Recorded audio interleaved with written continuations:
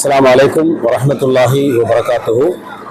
இந்த மக்கத்துல் முக்கர்ரமா அரஃபா ஜபலுர் ரஹ்மத் என்று சொல்லக்கூடிய ஜபலுர் ரஹ்மத் என்ற இடத்துக்கு வந்திருக்கிறோம். அல்ஹம்துலில்லாஹ் சவுதி அரசாங்கம் நம்ம நல்ல அழகா அந்த ஏற்பாடுகளை ஆஜிகளுக்காக பண்ணி வச்சிருக்கிறாங்க. சவுதி அரசாங்கம் கடந்த காலங்களில் இருந்ததை விட இந்த வருஷம் புதிதாக சில ஏற்பாடுகள் பார்த்தீங்கன்னா தெரியும். ஏறக்குறைய 20-23 வருஷமா வந்துட்டு இருக்கோம். இந்த மாதிரி ஒரு ஏற்பாடுகள் முதலெல்லாம் இல்லை. முதல்ல எப்படி இருந்துச்சுன்னு சொன்னா அந்த ஒட்டகங்கள்லாம் உள்ள மேய்ஞ்சிட்டு இருக்கோம்.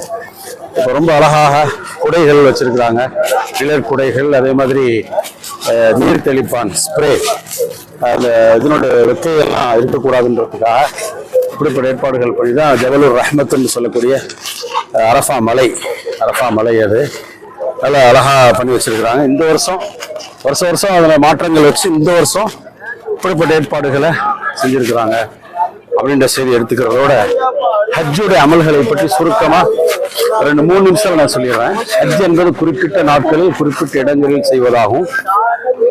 ஹஜ்ஜுடைய அமல்கள் அதுதான். துல்ஹஜ் பிறை 8 பிறந்த உடனே இஹ்ராம் அணிஞ்சு லப்பைக ஹஜ்ஜன் என்று சொல்லக்கூடிய அந்த நியத்தோட தல்பியா ஓதி கொண்டிருக்க வேண்டும். இந்த ஹஜ் தான் ஹஜ் தமத்து சொல்லுவாங்க. நபி ஸல்லல்லாஹு அலைஹி வஸல்லம் ஹஜ் தமத்து செஞ்சிருக்காங்க. ஹஜ் தமத்துன்னு சொன்னா ஹஜ்ஜுடைய மாதத்துல ஹஜ்ஜுக்காக வரும்பொழுது ஒரு உம்ரா செஞ்சுட்டு ஹஜ்ஜுடைய நாளுக்காக காத்திருந்து ஹஜ்ஜுடைய நாள் துல்ஹஜ் பிறை 8, 9, 10, 11, 12 ஆகிய தினங்கள் தான் ஹஜ்ஜுடைய நாட்கள்.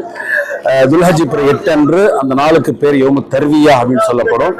யோமு தர்வியால மினால தங்கணும். மினால தங்கி இருக்கிறப்ப கடமைகள் நிறைவேற்றணும். 4 ரக்காத் தொழுது 2 ரக்காத் தொழுதா போதும். மினாவுடைய நாள் யோமு தர்வியா, அந்த கடமை முடிஞ்சது. மினாவில் தங்காவிட்டால் ஒரு தம் கொடுக்கணும், ஒரு ஆடு பறி கொடுக்கணும். துல்ஹஜ் பிறை 9ன்றது யோமு அரஃபா. இந்த பகுதி ஜபலுர் ரஹ்மத் இருக்கும். இந்த பகுதி பார்த்தீங்கன்னா தெரியும் உங்களுக்கு, பூராமே அரஃபாவுடைய பகுதி தான். சுமார் 30 லட்சம் பேர் தங்குவதற்கான ஏற்பாடுகளை சவுதி அரசாங்கம் செஞ்சிருக்கு. இங்கே தங்கலனா ஹஜ்ஜு கூடாது. மினால தங்கலனா ஒரு ஆடு பலி கொடுத்தா போதும். இந்த அரஃபாவில் தங்காவிட்டால் ஹஜ்ஜு கூடாது. பிறை 9 மகரிப் வரைக்கும் இருக்கணும். பிறை 9 மகரிப்ல இங்கிருந்து புறப்படணும். அதாவது லுஹர் நேரம் வந்தவுடன் லுஹர்ல இருந்து மகரிப் வரைக்கும் அரஃபாவுடைய நேரம், அரஃபாவுடைய நாள், அரஃபாவுடைய இடம். லுஹர் நேரம் வந்தோன்னு ஒரு அதான் சொல்லி 2 இக்காமத்து சொல்லி, முதல் இக்காமத்தில் லுஹர் தொழுகர் 2 ரக்காத்தும், 2வது இக்காமத்து சொல்லி அசர் தொழுகர் 2 ரக்காத் தொழுதுட்டு மகரிப் நேரம் வரைக்கும் ஒரு வினாடி கூட வீணடிக்காமல் ஒரே இறை வணக்கத்தில் கழிக்க வேண்டும்.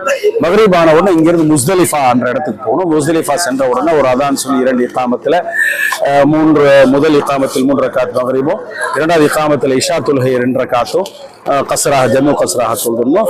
இரவு பூரா இந்த முஸ்தலிஃபால தங்கி இருக்கணும் ஃபஜ்ர் வரைக்கும்.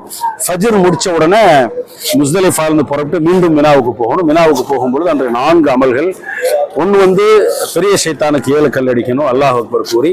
2வது குர்பானி கொடுக்கணும். 3வது தலைமுடி மழித்தல். 4வது இஹ்ராமில் விடுபடுதல். அந்த இஹ்ராம் விடுபட்டோன்னா எல்லாமே ஹலாலான அர்த்தம் இல்லை. ஹஜ்ஜுடைய தவாஃப் செய்யணும்.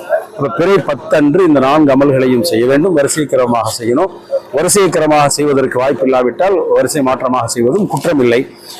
மாதவிடாய் பெண்கள், வயோதிகர்கள், நோயாளிகளுக்கு சலுகை இருக்குது. அவங்க மீண்டும் மக்கா விட்டு புறப்படுறதுக்குள்ள அந்த ஒரு கடமை இருக்கு. ஹஜ்ஜுடைய தவாஃபு ஜியாரா செய்வதற்கான சலுகை இருக்குது.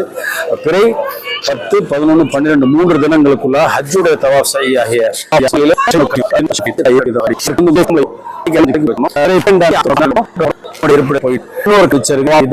பயண தவாஃப். அந்த பயண தவாஃப் ஹஜ்ஜில் செய்யணும்.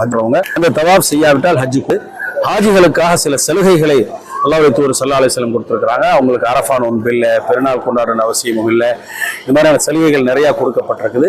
சுருக்கமான ஹஜ்ஜுடைய அமல் அல்லாஹ் சுப்ஹானஹு வ தஆலா ஹஜ்ஜுக்காக வருவதற்கு ஏக்கத்தோடு காத்திருக்கக்கூடிய எல்லோருடைய எண்ணங்களை நிறைவேற்றி கொடுத்து, உங்களுடைய உடல் சரீர சுகத்தை கொடுத்து சஹீ சலாமத்தா அந்த ஹஜ் முடிச்சுட்டு தாயகம் திரும்ப வேண்டும் என்று இந்த இடத்துல இன்று நான் உங்களுக்காக துஆ செய்கிறேன். இன்று மே 1, 2024 அன்று உங்களுக்காக இதை பதிவு செய்கின்றேன். ஏற்பாடுகளும் செஞ்சிருக்கிறாங்கன்றது கூடுதல் தகவலாக இருக்கு. அல்லாஹ் சுப்ஹானஹு வ தஆலா சக்தி உள்ளவர்கள், பொருளாதார உடல் சக்தி உள்ளவர்களுக்கு அந்த ஹஜ்ஜுடைய கடமை நிறைவேற்றக்கூடிய பாக்கியத்தை தரணும். செய்தவர்களுக்கெல்லாம் மீண்டும் இங்கு வரக்கூடிய பாக்கியத்தை தரணும் என்று இந்த இடத்துல துஆ செய்கின்றேன். உங்கள் அல் ஃபலாஹ் சர்வீஸ் மற்றும் அல் ஃபைஸ் டூர்ஸ் அண்ட் டிராவல்ஸ். அஸ்ஸலாமு அலைக்கும் வரஹ்மத்துல்லாஹி வபரகாத்துஹு.